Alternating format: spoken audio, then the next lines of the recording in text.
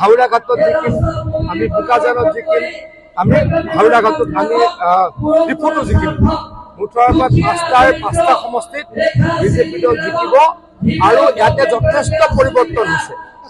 যোৱা 10 বছৰত কাৰ্বি আংলঙৰ যথেষ্ট পৰিৱৰ্তন হৈছে। মই কাৰ্বি আংলঙৰ লগত মোৰ সঘন যোগাযোগ থাকে। কাৰ্বি আংলঙৰ মোৰ সমষ্টিৰো চাৰিসীমাত পৰে। ডিফুলে মই আহিয়ে থাকোঁ। ডিফুখন আমাৰ চকুৰ আগত বদলি হৈ গ'ল। প্ৰত্যেকটো জাগা আমাৰ চকুৰ আগত বদলি হৈ গ'ল।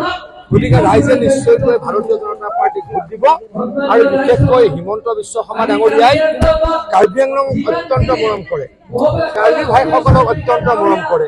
গতিকে কাৰ্বি ভাইসকলে বা ইয়াত থকা কাৰ্বি অনা কাৰ্বি সকলোৱে হিমন্ত বিশ্ব শৰ্মা ডাঙৰীয়াক আশীৰ্বাদ দিব।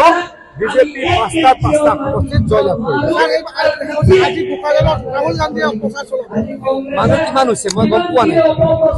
আৰু কালি প্ৰিয়ংকা গান্ধী ডাঙৰীয়ানী আপাৰ আছামলৈকে আহি কংগ্ৰেছক ডুবাই থৈ গ'ল। দেৱব্ৰত শইকীয়া ডাঙৰীয়া বিৰোধী দলৰ দলপতি, তাত মানুহ হ'ল 1800, ওৰাঙত মানুহ হ'ল 5000, আৰু আমাৰ আৰু এটা সমষ্টিত মানুহ হ'ল 5000। গতিকে ইমান ডাঙৰ নেতা আহিলে অতি কমে এটা সমষ্টিত 30,000 মানুহ হ'ব লাগে, 40,000 মানুহ হ'ব লাগে। গতিকে প্ৰিয়ংকা গান্ধী ডাঙৰীয়ানী আহি কালি কংগ্ৰেছক ডুবাইছে। ৰাহুল গান্ধী ডাঙৰীয়া আজি আহি আৰু কংগ্ৰেছক ডুবাব। কংগ্ৰেছৰ নিষ্ঠা নাই। কংগ্ৰেছক ৰাইজে ভোট নিদিয়ে।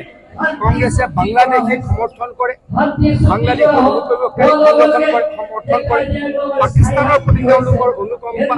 গতিকে কংগ্ৰেছক আৰু অসমৰ ৰাইজে ভোট নিদিয়ে। আমি জিকিম, আমি ৰাইজক সেৱা কৰিম।